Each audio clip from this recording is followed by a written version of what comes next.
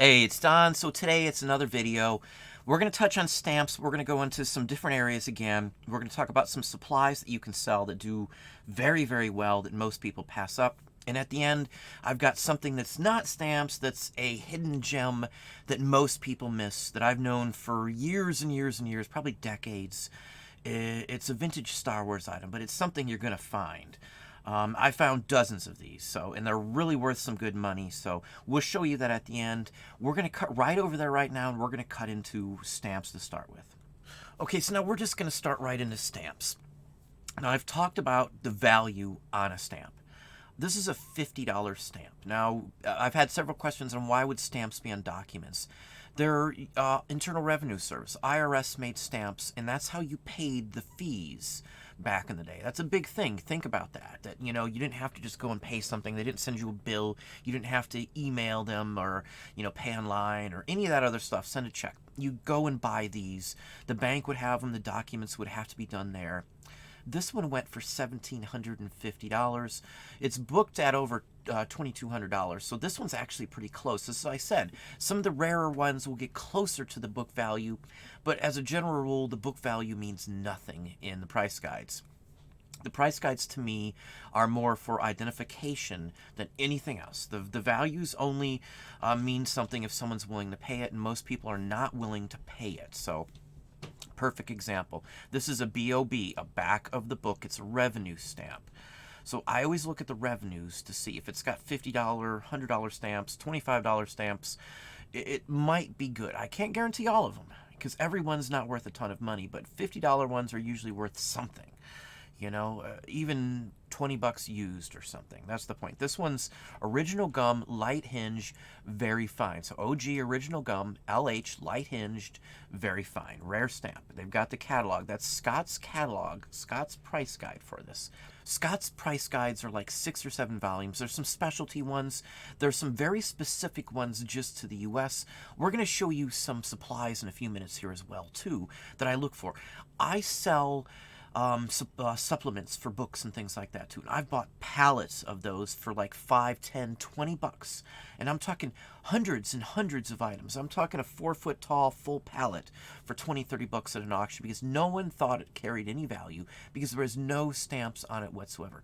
We sold those for months, and I've sold some of those type of material for hundreds of dollars a piece.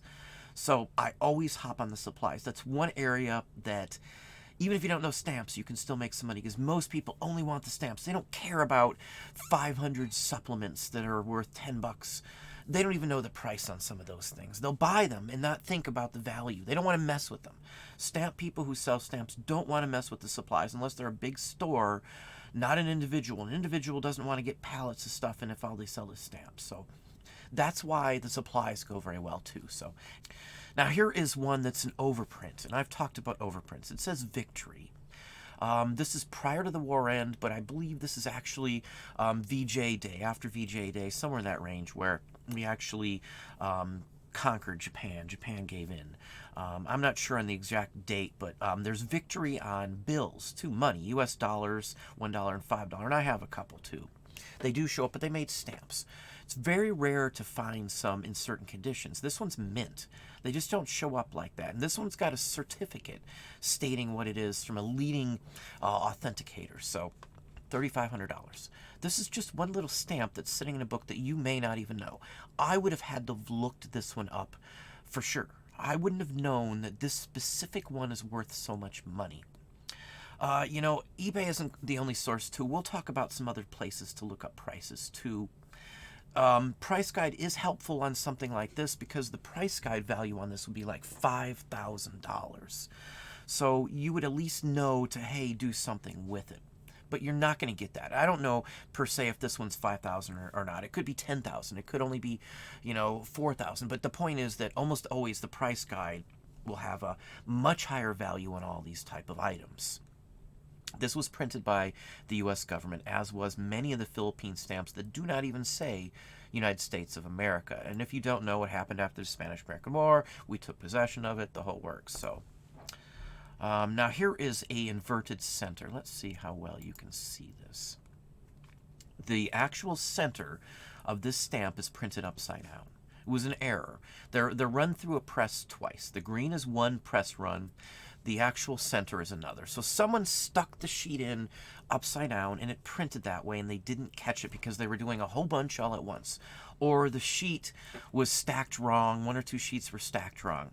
One of the most expensive stamps in U.S. history is called the Inverted Jenny, and it's one of the first 6 U.S. airmail stamps, and the center is printed just like this upside down. It was so popular and so sought off. I think there was only like one sheet with 4 single sheet panes on it. They're very rare. Blocks don't show up very often. Even a single one could go for $1 million or more. Any one that's printed upside down like this from pretty much any country carries some value. A U.S. one upside down carries a very decent value.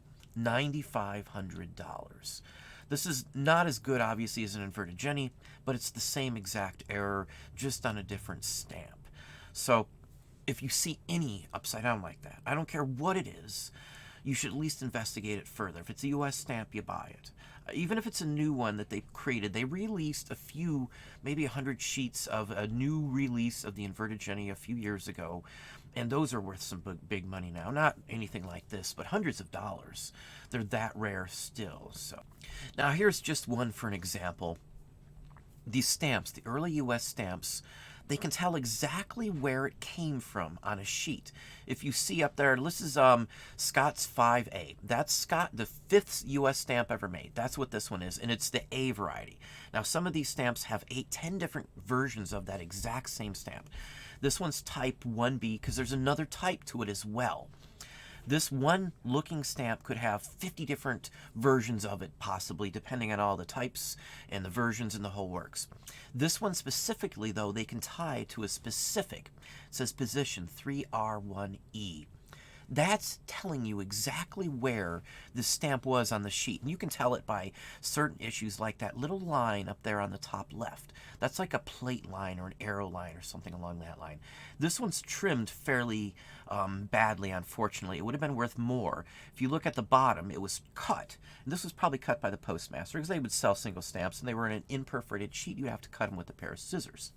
They cut part of the design off. Had that not happened, this would have been $5,000, $10,000 stamp possibly. This could be one of those issues where it went for more than a specific one because, again, you can tie this to a very specific part on the plate. And it's registered. They've, ID'd it in the whole works. It's got a certificate. So, I mean, it's just a rare, nice, interesting piece. $3,300. Now here is a Department of State stamp. Again, high dollar stamps, unused, usually go for decent money. This is a $5 one. This one I have only had a few, even in this whole range of stamps, they're that rare. $7,500. Now just because it's a $5 stamp doesn't mean it's going to be worth a fortune. Most $5 stamps are worth a few bucks no matter what, so just take that in consideration. It might sell or take a little while too, but it's probably going to sell for something, a higher dollar stamp.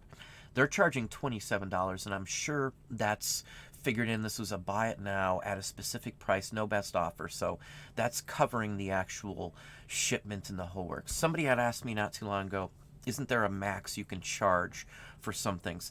It depends on how they levied the price on here. It may say postage only $3, and then they added in handling fees of such and such for the actual insurance on it. I wouldn't send anything like this uninsured, just FYI. I don't care what other folks say about insurance is no good or anything like that. I have not lost a case when I've been able to prove that that's what an item sold for and the replacement value was a certain range. So anyway, I haven't had any issues with claims with the post office. Now the next one here is something most people are going to miss. Most people in their right mind. This may be just part of a envelope or something along that line even. This is probably the first Red Cross stamp that you will find. And it's got Roman numerals again, giving the date. Now, I'm going to do a video just on Roman numerals that I'll have out. It'll also help you date some other things or give you some information on dating things as well. So, anyway, this is one of the highest priced Red Cross stamps you can find. It's a Christmas steal. I think it is the first one, if I'm not mistaken. Maybe not, but it's a very rare one.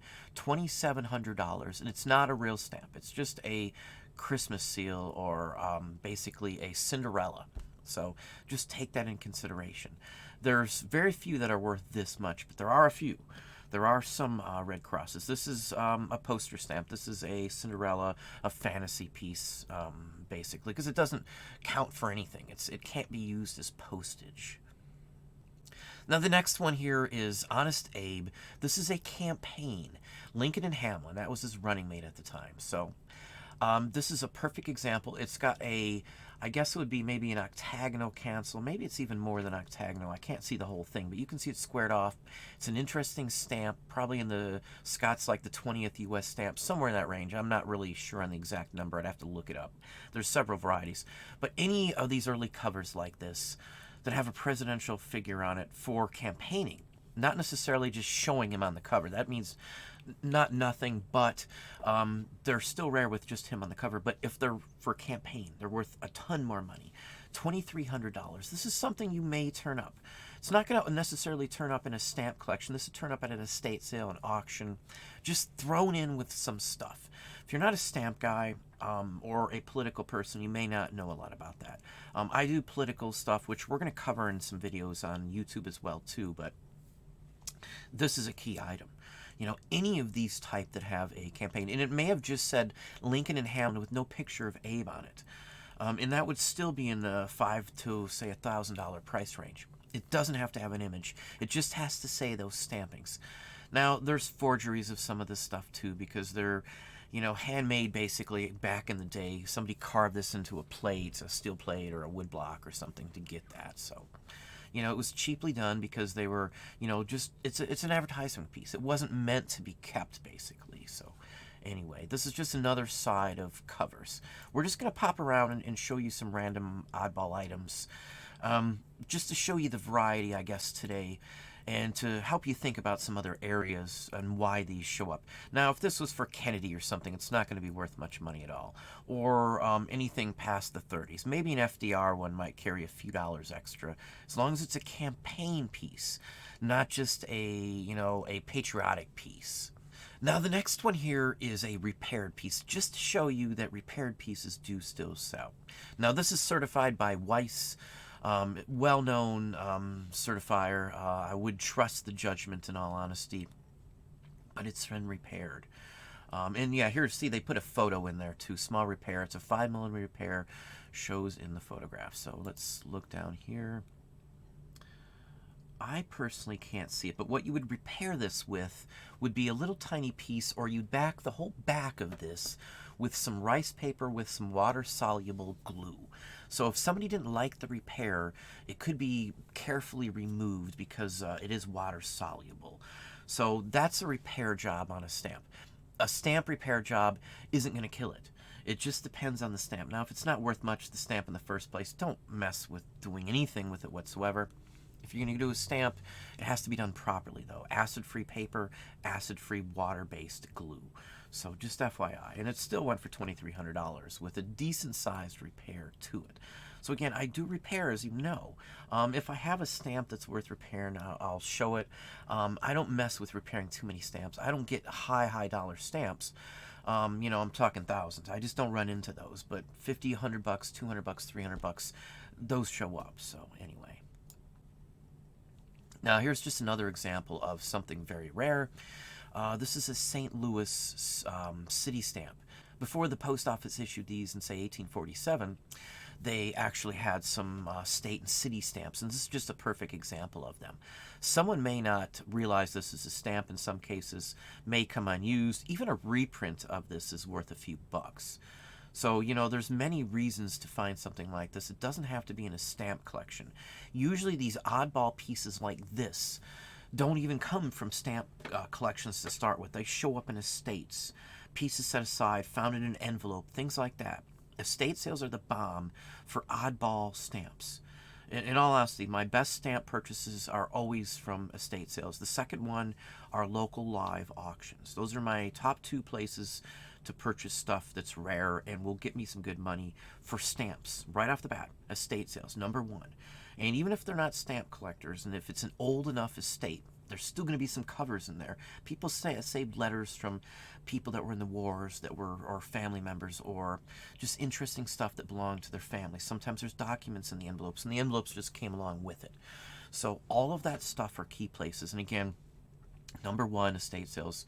Number two is local live auctions, vintage auctions, the type that sell antiques. Around here, there's probably a dozen or more that do that. Over 2,000 for this one. Now here's another error. I'm going to center in on the error, and I'm just going to hold the camera here for a minute and see who can gather the error on this sheet here. Now this error is missed by most people. I didn't know this existed until maybe 8 or 10 years ago, until I really started to delve into selling stamps. When we went full-time is basically it. The error is sitting here right in front of you. If you look in the very center, it's a 5-cent stamp surrounded by 2-cent stamps. That 5-cent stamp shows up on its own many times. The only way to tell that it's not the correct stamp is the color on the stamp. Now there is a red that looks almost similar to this, but it is not the same exact color. That is an error. Somebody forgot to change the 5 on it, and the wrong actual little engraved plank or tile, I guess you could call it, for that stamp was misplaced on the wrong sheet. So that one stamp is probably one of the most missed stamps in U.S. history, in my personal opinion, because this one people just don't realize it when it's separated from the block. So again, this is another key item that would be top on your list. Now this goes for so much because it's actually on a block.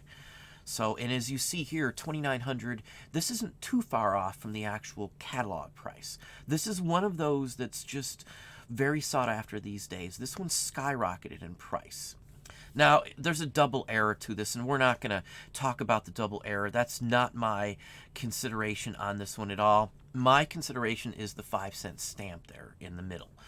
Again, that one shows up, and, you know, just put on something. If you see a 5-cent that looks like that on a postcard, you darn well better spend some time on it. And I say postcard because at the time, a lot of the postcards may have been 2 cents to actually ship, and they'll just pull these off of a sheet, and a lot of people may not have realized that because the people know they bought a 2-cent sheet. So I've seen people who have turned up one of those on postcards before on a couple occasions. So that's why I shoot this one out to you here. That's a major hidden BOLO for stamps. Again, this one's missed because of that, because of this. Most people aren't going to know that it's an error in where it was printed and the fact that it's a color. So this stamp should have never been in there. I think maybe that one, the original one, is maybe brown or green, or purple, one of those colors. Or maybe they've done them all in those colors, but just not this one. But this one is the one you want. So let's pop on from here. Now, here's just another example of a well-centered. Now, again, this is an early one. This is number 1. Scott's the first postage stamp of the U.S. government ever issued for the whole country. This has the edge of the stamp on there, the edge of the sheet, and that's why this one goes for more than a normal one. A normal one like this may go for like $500 to $800, but this one has extra. It's well centered. The bottom's not so great, unfortunately, but overall it's a pretty decent copy because it actually has the left margin, the side panel, the leftovers from printing. So anyway, on the early stamps, the more stuff, the more paper around the stamp, the better the stamp is, even if it's used. Now here is a Canal Zone. Again, we owned the Canal Zone for a long period of time. This is an unused cover. It doesn't look like much. Probably printed by the U.S. government, but maybe not. Hard to say. This is unused. $1,599 because it was unused. And this is right up there with the actual Scots. And again, most stamps don't sell anywhere near the catalog value, but some of these scarce ones like this, who would have kept an unused envelope like this? That's why it's worth some money. They weren't rare when they were made at all, but they are now. So anyway, now we're going to talk about supplies and stuff like that. This is something that I find at local live auctions, estate sales, and flea markets. Sometimes garage sales, but not usually. But I find these fairly often, enough to say that you better darn well be looking for these. These are crystal mounts. There's different names, Magic Mount, Magic Shield, things along that line. They're made by many different companies. These are ways to stick a stamp on an unused stamp that's in mint condition in a stamp album, without actually ruining the gum. It actually slides into this thing, and the mount holds it in place, and there's glue on the back of the mount, so you don't have to touch the stamp with any type of glue or moisture or anything. So the stamp stays in the same condition. These are vintage even. These will go even vintage. It doesn't matter. As long as they're not used. Even ones that are 20 and 30 years old will still sell for really good money. So I always look for these type of items too.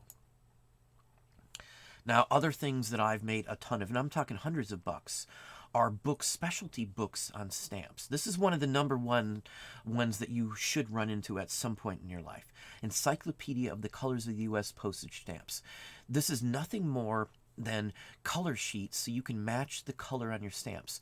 There's like 20 different reds on a stamp, or roses and rose adder and carmine rose. There's just a ton of different varieties. I have cards that compare the majority of them, but there's some that aren't even covered on the standardized cards because they're so rare, or so many different color schemes in some on these. A lot of these you won't even find spots for in an album. You'll have to get specialty albums that expand, you know, the standard Scott's album from, you know, maybe 2 volumes to maybe 5 or 6. Those cost more as well too. I'll buy a nice condition used album even if there's no stamps in it, if it has mounts in it that are already there. There's hingeless stamp albums that are made already with mounts built in, so you can just slide the stamp in as well. But this book always sells. A couple $100 is average on these. It's a vintage book too. There's more than just this. There's some that are in foreign language that are just thin paper pamphlets with no cover, basically, that can go for a couple $100 on their own. They tell how to ID forgeries and things along that line. Most of the how to ID forgery books for postage stamps sell always very well.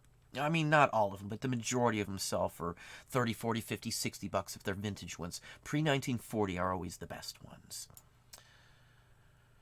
Now here is just an example. This is a hingeless album, and it only covers the years 1998 through 2005. This one went for $261, and that's not many years, that's not many stamps, but the mounts in there are why these go for so much money.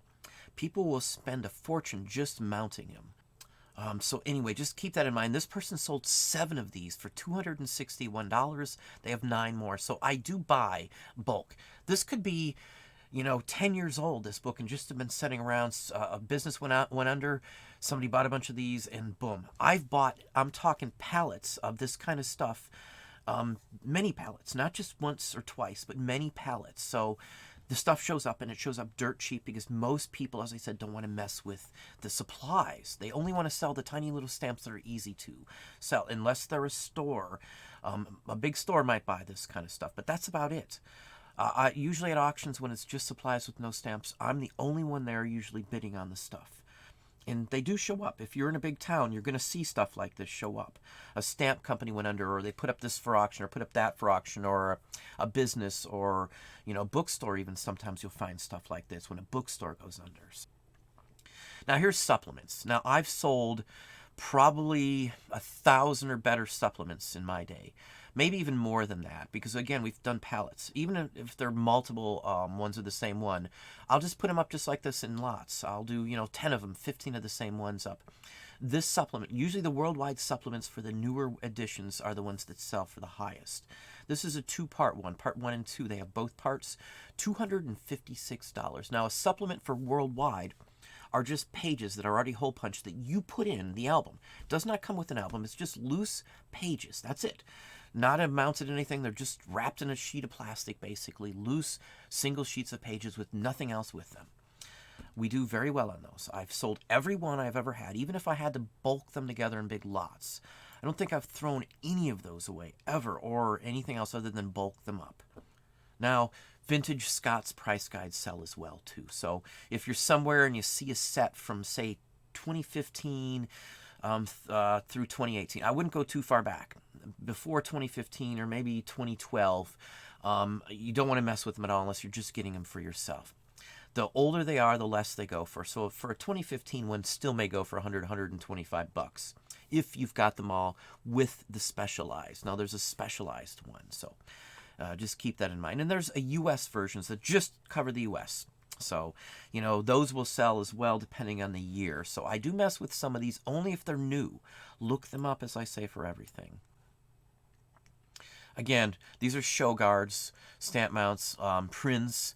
So again, there's many different varieties and versions of this. Now this looks like it's a box from a dealer stock maybe. So just keep that in mind. These do show up. This is something you might spend $10 at an auction. And people will think, oh, there's nothing there. There's nothing to this. It's not worth anything. So $212, 31 bids. This stuff always sells. I don't care if it's old or not, as long as it's not used. Even sometimes when the packages are open, but the guards themselves aren't used, you can still get some really good money for them. Just another lot of them, $203. Again, this is 10, 20, 30 bucks. I don't think I would have ever spent more than, say, 40 bucks on something this large, ever. I don't think even 40 bucks, but you're going to find those. Now there's machinery too that you may see. Cinescopes they make. These are watermark detectors. So you don't have to touch the stamp. You just set it in here and it can tell. There's also some that can distinguish other factors like perforation gauges. You can slide the stamp in there and it'll tell you the exact perforation of the entire stamp. So, sometimes it's hard to tell by the little punch perforation gauges. I have all kinds of gauges and stuff too. They're just like a little sheet of plastic with marks that show you the actual spacing and all for perforations. Perforations are important because there may be like 5 versions of a stamp and only one's worth something, and that one may be worth something because it has an oddball perforation. It was perforated wrong, or the wrong machine was used, or something along that line. And that does happen. So there are machinery pieces like this that may not show up in, a stamp collection. You may not know what that is. So anyway, here's just another example. 2015 stamp catalog. So $175. I wasn't sure on the price. I haven't looked these up in a few months. So I will purchase those, and you will run into those at an estate sale. You may, 30, 40 bucks. They're not new. That's you're equipped to try and get the price different. They've been issuing new price guides. The prices aren't any good. They're outdated. That's usually the ploy, which they are. I'm only buying them to either resell or, you're buying them for your own personal use for IDing stamps. I don't use online ID stamps if I have to, because it's a long, tedious process in some cases. I know what most stamps are going to have written on them, even in the foreign language, and I can tell a Japanese from a Taiwanese or from a China stamp, or even Korean these days, because I've just seen so many. They're all different, and they use certain stylizations, so it's really easy to tell, even if it doesn't say the country. Loops. Now, I use a 1930s Bausch & Lomb Bakelite loop for the most part, and I bought a case of these at an auction. Those loops sell for 30 or 40 bucks a piece. I've sold some myself. This is a perfect example of more expensive ones. This is a Carl Zeiss. So you should know that name. And camera-wise, every Carl Zeiss lens that I sell that's vintage, I get a lot of money for, especially the ones that, like, for a Rolly or something like that. If you don't know what a Rolly is, it's Rollei. It's a camera made in Germany. They're always worth a lot of money. That's one that I always look for. I've only found a few in the last few years, but they're well worth getting, I promise you. But back to this one here, 170 bucks. This is something that may show up at a thrift store, even an antique store. Who's going to think it's worth that much money other than someone like me or hopefully you now? So next one, here's another example of these books. Stamps of Italy used abroad. These are just stamps that were printed by the Italian government that were used in other areas, like occupational or military or, attaché or diplomatic or something along that line. This is a vintage one. There's many of these types of books that are just small little soft cover pamphlets, basically, with maybe 30, 40, 50, 60 pages in it. This is just an example. This is 160 bucks. So I don't always, avoid places that say no stamps, just price guides. Price guides are always good. Or these ID guides. This isn't prices. There's no prices in here that I'm aware of. It's just literally, colonial area stamps and stuff like that. Telling how to ID them, basically. There may be prices in it, but that's not the key. The books that are usually worth more are the ones that are IDing stuff. And as I said, forgery books are the best ones, pre-1940. Just another one, the dragon stamps of Japan. This only covers a 2-year time span when the Meiji era was coming into play, when shoguns and the samurai were actually being gotten rid of in that time frame. Now, I took Japanese history, so, I'm well versed in this area. We had to learn some actual words and pronunciations and things like that, too. So it's a incredibly interesting period. You can look up Meiji and End of Samurais if you're interested. The Last Samurai isn't a good example on what went on. The movie is pretty good if you haven't seen it with Tom Cruise, but anyway, $160 for this one. So just some other encyclopedias. Now, this is on first day covers. As I said, there's some specific first day covers that are worth a lot of money. Hand-painted ones, for example. Now, you can type in first day cover with cachet on it, and you're going to see some going for a ton, maybe a couple $1,000. And there are some of these only go back to the 40s that go for that kind of money. So, anyway. Just another one, 1-cent stamp. This one just covers the 1-cent stamp from 1851 through 1861. And it's a pretty hefty book as well. So that's why the price is so high, because they're rare. There wasn't a lot of these made. So when you run into these at an estate sale, you might find them in a bookcase. The bookcases are one of the areas I always score something in at an estate sale. Vintage hinges. Now, most people, again, pass these up. They're still perfectly usable. There's 1,000 of them in here. What they cost nowadays is a ton more than this. They're, $4 or $5 for a decent assortment of hinges. These are good hinges. They still work. I buy them like this. I'll buy big cases of these sometimes for just a couple bucks at an estate sale or at a local live auction. So $150 for these. There's only 14 of these little packets that originally sold for $0.25. So anyway, another thing to look for. Now, China stamps, as I said, are always good. Now, this is the Cultural Revolution. These are all scarce, so don't expect to find these, but there's not much distinguishing factors in these. That's the only reason I can tell you that people would miss these. So, Mao is huge popular these days, so these all go for some good money these days. So, now, wartime ones from China go for very good money, too. Again, no one's going to know exactly what the stamp is unless you're really into stamps and know, hey, let's look this stuff up. Now, the star in the center should give it away as China in my book. Hopefully you would realize that, hey, this is China, it's a star. It's a war era because of that star. $13,000. This is something that can just turn up in a stock book somewhere.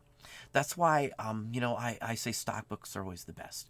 You don't want albums unless they're really cheap and there's some really good stuff in it. And until you know what good stuff is, be careful in buying albums or assortments. Stock books, though, are a different story, especially if they're old stock books, haven't been looked at or messed with for 40 or 50 years. Because obviously back 40 or 50 years ago, this stamp wasn't worth much at all. So, that's a key example why I do so much better on stock books. And then I can turn around and resell them after I've cherry-picked them, if I would like to. And China on its own sells for some horrendous good money. So, anyway. Now, here is Japan occupation of Brunei. Now, I may be pronouncing it wrong, but these are just some examples. These were printed by the Japanese government while they were in control, unused, better assortment, something you just won't see. It's almost, I think it is the complete series of these stamps. The 1 cent through the $25 one. And of course, again, the high price. And they're surcharged. You can see a stamping over it. That is not a cancellation, that is a surcharge over it, basically by the Japanese government. It's a British territory or possession or colony at the time that was overrun. So $4,700. I've only been unlucky enough to run into maybe one or two of these on a single occasion that were used. This is just a horrendous assortment. Again, this stuff shows up in stock books and things like that. Don't think you're just going to score because you see something like this. This is a hard-pressed one. It's going to take you some time to learn. You're going to make some mistakes, I can promise you, because I make mistakes occasionally. This is one of the few areas that I'm extremely cautious in, and I've still made some purchases that I probably wouldn't have made. I got my money back, don't get me wrong, but it wasn't worth the time. So, you wave time in there into some of this. So, anyway. Again, this is a Chinese stamp. This is a goose one, $2. This is one that I always look for, whether it's surcharged or not. The surcharge, again, or the overprint, is the black text characters over this. The goose stamp's always worth money. This is $4,100. Remember some of these. And just because it says Chinese Imperial Post doesn't mean it's going to be worth money. And even with the $2, it doesn't mean necessarily, but this type with the goose on it always is. Now, there's a peace stub that was done by Picasso on a Chinese stamp that's new from like the 57 era or somewhere in that range. And that one goes for a couple $100. So there are some that will always go for money if you get that specific stamp. Here's just another provisional unissued. It's got an overprint as well. It's a postage due. Postage due for China usually does pretty well from my experience. This is $3,700, but again, this is something you would find in a big assortment in my book, in a stock book. That's what I would say. You know, and sometimes I'll just take, if it's like a 3-ring binder stock book, you can just take it out. I'll set that on a scanner. I'll just scan the entire sheet and do it that way. Whether I'll sell it by a sheet or not is a different case. Here's the same stamps again. Any covers like this with Mao on it, especially that Mao stamp's a good one. It's an express cover. It's going to Hungary. It's the cultural period. The stuff is hot. I'm telling you, China is across the board. I don't care what category almost you're talking about, other than clothing or electronics. Vintage China pre, say, 1970, almost anything is worth looking at. I sell everything with China on it for really good money, and I'm talking way more than even U.S. stuff. If it's transportation, it has China from like the 20s. You're talking hundreds of dollars for almost any piece China. So this is just another, and this is new. This is just another good example. More Cultural Revolution. It came from that same basic series or era, the 60s and stuff on this one. And 68's this one here. This is the last instructions of Chairman Mao. So again, Chairman Mao, $3,300. Look for the ones with Chairman Mao on it. It's the best I can tell you. I wouldn't tell you to look for new stamps like this in almost any other category other than China, because most new stamps, if they're colorful, just aren't worth much money. More Mao Zedong. These are more sayings by Mao Zedong. Revolutionary paintings. It's actually him writing calligraphy and the whole works. This is a perfect example. You know, people were poor. There wasn't a lot of these pressed to some extent. You can find them over here because these were brought over. Stamp collectors have been collecting stamps since, you know, stamps existed since the 1860s. Even in the 1850s, they collected British stamps as well, too. So people brought these over right after they were issued, stamp dealers and stuff. So these do show up in old stock books and collections where people don't think they're worth much money. This just happened in the last, say, 10 years. There's been this huge boom. 10 years ago, this stuff would have went for, you know, just pennies basically on the dollar compared to the price now.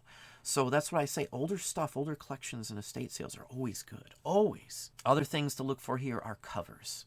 This is $736 because it's the first U.S. orbital space capsule flight. This is from the recovery ship. This was on the recovery ship.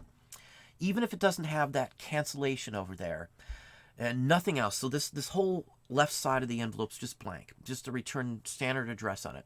If it said the USS Decatur or a specific ship, I don't care what ship it said on it, always look those cancellations up. You type in the USS Decatur, you type in that date, you're going to get the date as when the capsule was recovered. For anything that's good, you're going to get a date when you just do a simple Google search on any of these. I've never been skunked on a date for a modern, you know, 1930s or above cancellation if it's worth something. There's always going to be something on there. eBay's my first place to look, and then I'll go from there. If you're on eBay, you just look in USS Decatur. That's all you type in and see what happens. You would get this in stamps for sure, because there's usually a couple of these up. There's hundreds of them made. Just another example here. Grissom, it's the recovery from Mercury 4. Again, it doesn't have to have any of those cancellations on it. If it just said USS Randolph, that would have been enough to lead me to look it up. So anyway, just a thought on these. So now here's one that's been flown on all manned space flights up until 1962. Just another example. These are things that you're going to find. It's an artifact cover. And if it didn't necessarily have, you know, some of the cancellations or let's say the astronauts on it, and it just had the information on the left, it would still be worth money. Doesn't even have to be a first day cover technically to be, you know, flight flown on a spaceship or a spacecraft or whatever you'd want to technically call it. Now, I'm just going to pop this in here too. These show up in stamp collections too, but these are collected by baseball collectors. So if you ever run into stamps with baseball players on it, they were issued in bazooka gum. You know, it's just something else that I look for. these aren't the only things. There's, I think, Three Stooges, Tom Mix. There's all kinds of other things that were fantasy Cinderellas like this that will show up as well, too. This is just one example I'm giving you, so don't think that other items won't show up in collections of stamps. This is something I would have just hopped on in a second. Some of these were sendaways. There's some that came in cereal as well, too. Here's just another one. This is the actual, what was the monkey's name? Gordo, the monkey. This is the first monkey in orbit, basically. And it's a Goldcraft cachet. Now, the cachet company itself isn't a big one, but the cachet for what this is, for the fact that it's for that flight, is why it's worth $232. Again, these are nondescript. Most people are going to miss this kind of stuff, or they'll just think it's a first day cover or something and won't pay a lot of attention to it. Now, this one here is something that I almost guarantee you that most people will miss. I think it's just this is just an envelope with a ticket on it. Now, this one went for over $6,000. Look at the address. Most people aren't going to think anything of this. What you got to consider on this one is APO 301 was sent from Korea during the war.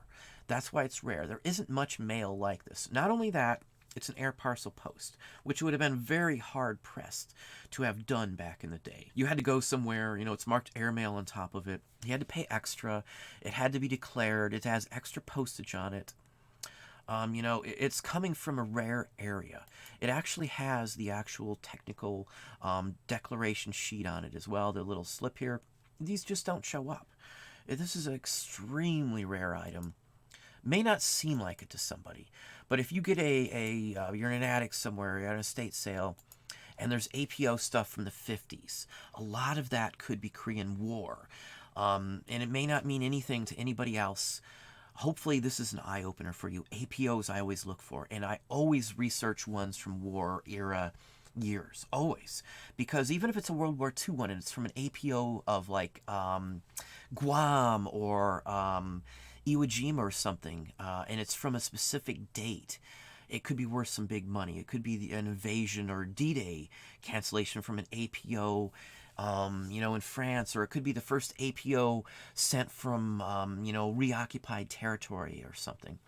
APOs are always good from war eras. This is something a lot of people miss. Even stamp people miss that because it's a military aspect. They'll just look at it. It doesn't say anything common or anything weird on it. They'll just pass it right by. It's big. It's not a cover. This is like a big sheet of, wrap, basically, that would have been around something. This is probably the whole thing. It was probably folded around whatever it was. Again, this is something really interesting and neat. It has the, all the information that you need for this. So, anyway. Now, we talked about grills on a stamp on a couple videos ago. This is a perfect look at a grill. This is something that was embedded, hard-pressed into a stamp, and it permanently embossed these ridges in there. Now, there's like F grill, G grill, A grill. They're all based on what the impression looks like and shape it's in. Some of them are in shapes, designs, and things like that. Some are hard to find, some are easy to find. It just depends on how old it is. That's one of the things to look for. But this lot here is a find that somebody had. When you want to know what type of stamp to look for, don't look for the big colorful ones for the most part, unless they're like China, as I said. This listing here is one you should probably pull up. Noble Spirit, they sell a lot of stuff. It's like a thrift for a charity or something along that line. And they list a lot of stuff on here. They're usually high-end stuff too. This one is a perfect example of what the type of stamps you want to look for. Just these are the key ones. These are the ones that are going to make you the most money. Pull that listing up. You saw the title up there. Study these styles and looks. The color scheme on these, that's the key. Any color scheme like this is the kind of stamps you're going to want to find. So anyway, we're going to cut over to the rarest Star Wars card from the 70s you can find. It's one that's missed by most people. It's caught on now. I've known about this before eBay knew about this, just because I was a diehard Star Wars fan for my whole life. But anyway, this is the X-rated Star Wars card, it's called. It's from 1977. It's Star Wars card number 207. It's the only reprinted original 1970s Star Wars card that there ever was. This one was reprinted because it looks like C-3PO's male organ is showing in the card. It was actually reprinted as well. And I'll show you it in just a minute here. This one shows up in standard sets. It was to certain areas had them and certain areas did not, from what my experience is. I've run into big, huge lots of just loose Star Wars cards, not sets, just random ones. And I found 5 and 6 of these at one time before. So it's not super, super rare in certain areas. In my area, this does show up. They caught it, they re-released it, they pulled back many of these and didn't print them. So a lot of these did not get out in some areas. But this is the #1 card I look for in this. A graded version of this can go like $500. It's very rare for them to go that high. Usually it's like 100, 125. But I can pick up a huge lot of Star Wars cards sometimes and hope this was in there whenever I see the green ones. Everybody messes with the blue ones because it's the first set made. It's usually the set that's worth the most. Red was second, yellow was third, and then it was green, and then orange was the last set. 5 different sets of these Star Wars cards. I believe 66 cards per set. So 5 times 66 will give you the total counts for these, but 207. This is the one you want. This is the #1 X-rated card. I was going to do this on a specific video on YouTube, but I'll put it out here. I may do a YouTube video on this card in the future, but you know about it now. So anyway, here's a graded version, $444. So again, this is a rare card. It's worth some money. It's gained popularity. So let's say 6 or so years ago, maybe a few years more than that, this card went for $5 or $10. You know, a graded one went for maybe 30 or 40. So, you know, and again, there's the X-rated version of it you see here. The last version I think I have, no, actually I don't.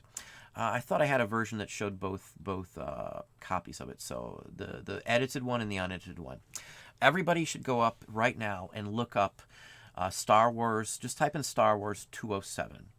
You can type in Star Wars Error 207 if you wish, but Star Wars 207, and you're going to see this card.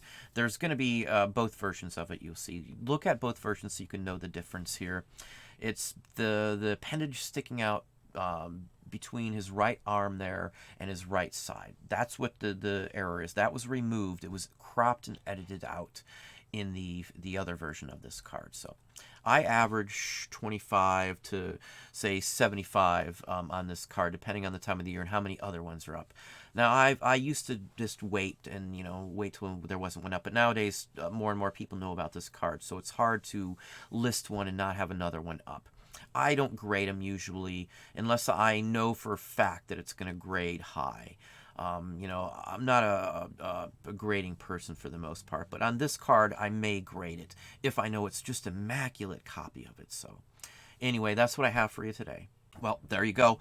Hopefully that gave you some thoughts on this. Again, as always, leave any comments or questions. Try to keep them here on Patreon because I don't check Facebook very much, and I pretty much don't even answer most all of my posts on YouTube just because there's just no way I can keep up anymore. If I added all the posts, comments, questions, and things I get, it's hundreds a day now. A lot of questions on items and stuff. I just don't answer most of them. Most of the questions that I answer and spend time on are just here in Patreon these days. So just FYI, I've cut off responding to some other items. So just FYI. But again, hopefully you enjoyed it. I appreciate everybody and have a good day.